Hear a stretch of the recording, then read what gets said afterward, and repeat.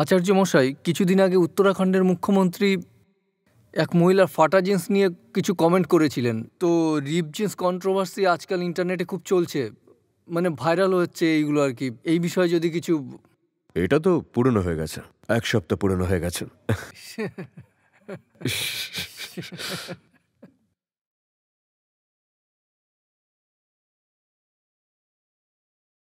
দেখো, প্রথমেই বলি যে এই কথাগুলো যে কারণে বলা হয় যে বেশি পোশাক পরো, ঢাকা পোশাক পরো, সেই কারণগুলোর খুব একটা অর্থ নেই, ঠিক আছে?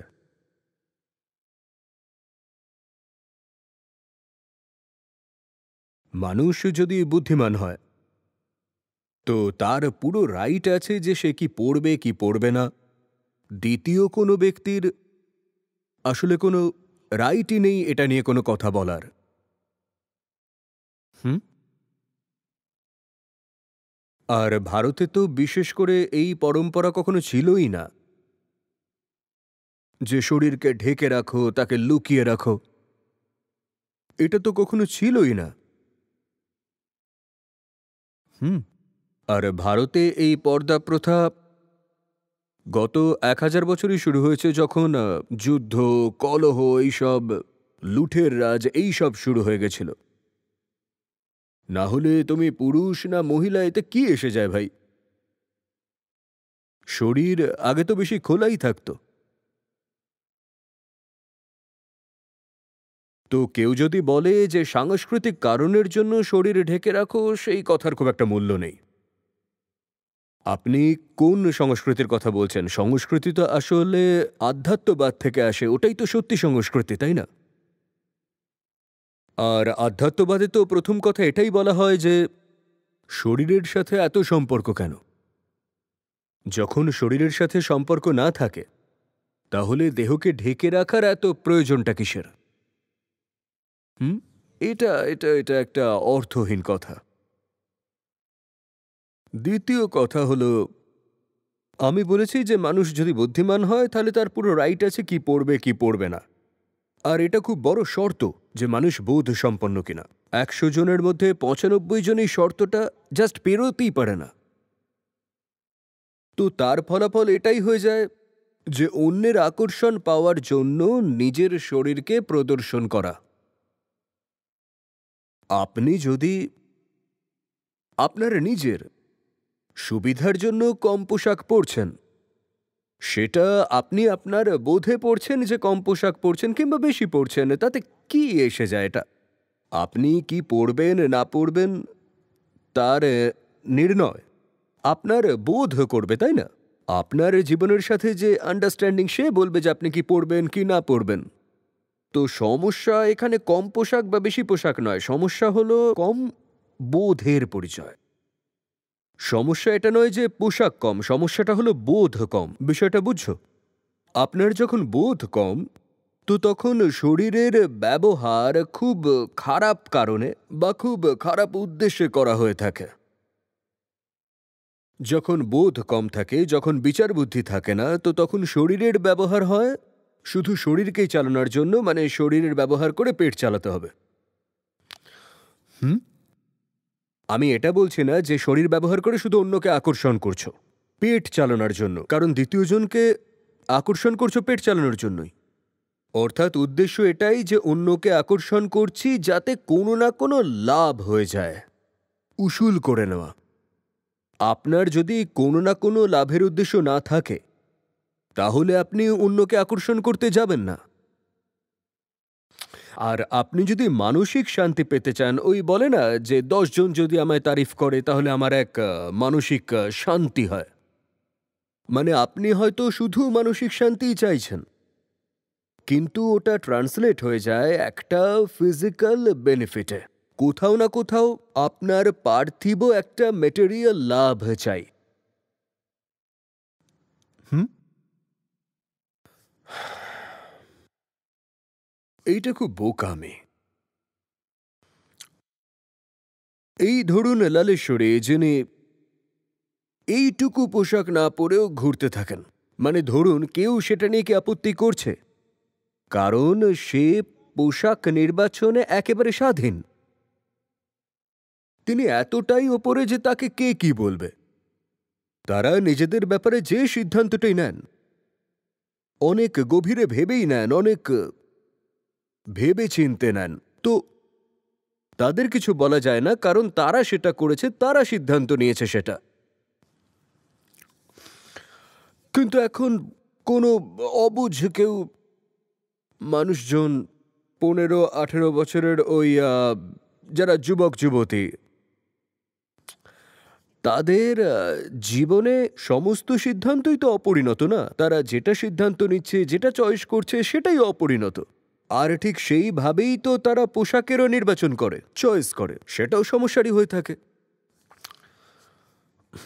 তো এটা দুটো পক্ষকেই ভাবনায় রাখতে হবে। সেও গলত যে বলে যে ভারতীয় সংস্কৃতিতে তো শরীরকে ঢেকে রাখার পরম্পরা রয়েছে। সে না তো ভারতীয় আধ্যাত্মবাদ জানে, না সংস্কৃতি জানে, না ইতিহাস অব্দি জানে।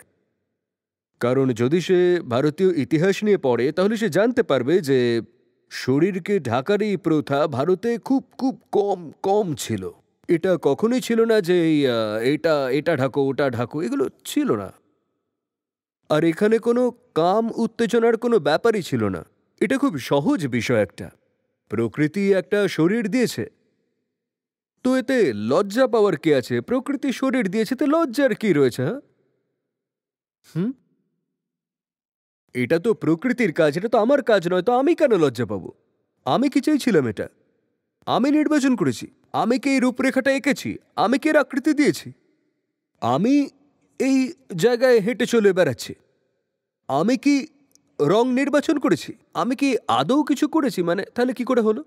কারণ এটা প্রকৃতি করেছে, তো আমার কি ভূমিকা রয়েছে? তাই শরীরের প্রতি একটা দূরত্ব ছিল, একটা নিষ্পৃহতা ছিল, একটা ডিট্যাচমেন্টের ভাব ছিল।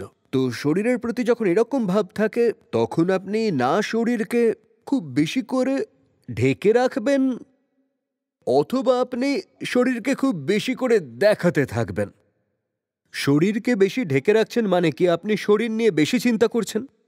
যে শরীরকে বেশি ঢেকে রাখে সে কি ভাবতে থাকে? যে আমি শরীরের কথা ভাবছি, মানে মাথায় সবসময় নিজের শরীরের কথা ঘুরছে। এই রে, আমার কোনোই তো দেখা যাচ্ছে না, বা আমার পা তো দেখা যাচ্ছে না, আমার পোশাক সরে গিয়ে কাঁধ দেখা যাচ্ছে না তো। তার মাথায় সবসময় এই কথাই ঘুরতে থাকে। তো তিনি কেমন ব্যক্তি? Body identified. তিনি শরীর নিয়েই ব্যস্ত থাকেন শুধু। আর এক দ্বিতীয় ব্যক্তি আছেন যে খুব স্ট্র্যাটেজিক ওয়েতে তার শরীর দেখাতে শুরু করে, যে আমি এটা এখানে পড়ে আছি, এখান দিয়ে এটা ছিঁড়ে দিই, তাহলে এটা এতটা দেখা যাবে, বা এদিক থেকে ছিঁড়ে দিই, ওদিক থেকে ছিঁড়ে দিই, এটা এরকম করি, ওটা ওরকম করি। যে কাঠটা এতটা গভীর হতে হবে। এইরকম ব্যক্তি নিজেকে কি ভাবে? শরীর সর্বস্বই ভাবে। তো এই যে এই ডিবেট চলছে এই বিষয়ে, দুটোই পক্ষ রয়েছে। একটু দ্বিধায় রয়েছে। তারাও দ্বিধায় রয়েছে যারা বলে না না, আপনি ভারতীয়, তো আপনাকে তো কম করে 5 মিটার কাপড় তো পরতেই হবে। আবার তারাও দ্বিধায় রয়েছে যারা বলছে যে যে যা খুশি পড়ুক, এটা তার চয়েস। তুমি ভাইকে যে তার ড্রেস নিয়ে তুমি কথা বলবে না, তার চয়েস তো আছেই, কিন্তু এটাও তো দেখতে হবে যে তার চয়েস কোথা থেকে এলো। তার চয়েস তার অজ্ঞানতা থেকে আসছে। তার চয়েস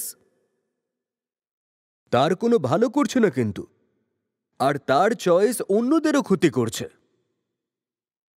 কারণ সে নিজেকে শুধু শরীর সর্বস্বই ভাবে, আর যেটা সে সেলফ ওয়ার্থ বানিয়েছে, এই জন্য সে করেছে যে অন্যে আমাকে বেশি পাত্তা দেবে। এই বিষয়টা সেই ছেলেটা বা মেয়েটার জন্য ভালো নয় যে তার শরীরকে দেখিয়ে প্রশংসা বা অ্যাট্রাক্ট করতে চায়, আর তাদের জন্য ভালো নয় যাদেরকে তারা তাদের শরীর দেখাচ্ছে। এটা কিন্তু এক ধরনের হিংসে, যে আপনি এখানে ধ্যানে বসেছেন আর কেউ ভেতরে ঢুকে এলো আর তার শরীর দেখাতে শুরু করলো। এটা তো সেই স্বীকার করবার মতো কথা হলো না। হিংসা আছে কি নেই, এটা ভায়োলেন্সের সরাসরি। কেউ চাইছে আপনার মনের মধ্যে ঢুকে যেতে। এটা এটা সত্যি কি ভায়োলেন্স নয়? তোমরাই বলো ভাই। আমি একদম একটু অন্যভাবে একটা কথা বলছি বোঝানোর জন্য। তোমাদের বুদ্ধি দিয়ে ভাবো বিষয়টা, হ্যাঁ? তুমি চাইছো না অথচ কেউ তোমার শরীরে ঢুকে যাচ্ছে, তাহলে সেটা ধর্ষণ তো? সেরকমই তুমি চাইছো না আর কেউ চাইছে তোমার মনের মধ্যে ঢুকে যেতে, তাহলে এটা অ্যাটেম্প্ট টু রেপ কেন হবে না? বলো, হতে পারে তুমি আমাকে আটকে দিলে, কিন্তু যে ব্যক্তি এটা চেষ্টা করছে সে তো চাইছে যে কোনোভাবে তোমার মনের মধ্যে ঢুকে যেতে, তাই না? আর এই সমস্ত ব্যক্তিরা যারা শুধু শরীর দেখিয়ে যাচ্ছে, তাদের উদ্দেশ্য তো এটাই যে যারা আমায় দেখছে তাদের মনে ঢুকে যায়। এটাকে তো এক ধরনের অ্যাটেম্প্ট টু মেন্টাল রেপ বলা যায়। ও আপনার মনে পেনিট্রেট করে যেতে চাইছে, এটা এক ধরনের চেষ্টা তো, নাকি? তো এই বিষয়টা এটা বলা যায় না যে যার যা পছন্দ সে সেটা পড়ে নাও, তাতে কিছু যায় আসে না। এটা আপনার ওপরে ছেড়ে দেওয়া যায় যে আপনি আপনার পছন্দ মতো যে কোনো কিছু পড়তে পারেন, কারণ আপনার সেই স্বাধীনতা রয়েছে। কিন্তু সেটা তখনই যখন আপনার নির্ণয় একটা বোধ সম্পন্ন হবে, তখনই একটা আন্ডারস্ট্যান্ডিং বোধ থেকে আসবে। তখন কিছু যায় আসে না আপনি কি পড়ছেন না পড়ছেন, আপনি যেটাই করবেন তখন সেটা ঠিকই করবেন। কিন্তু আপনি কখনো জীবনকে বোঝারই চেষ্টা করছেন না, তাকে জানারই চেষ্টা করছেন না। আপনি একটা অদ্ভুত আত্মবিশ্বাসে ভরপুর। যে কেউ আপনাকে যদি কিছু শেখাতে চায় আপনি বলছেন এটা আমার লাইফ, আমার চয়েস। তো এটা বোকাদের মতো কথা। আপনি নিজেরও ক্ষতি করছেন, অন্যেরও ক্ষতি করছেন।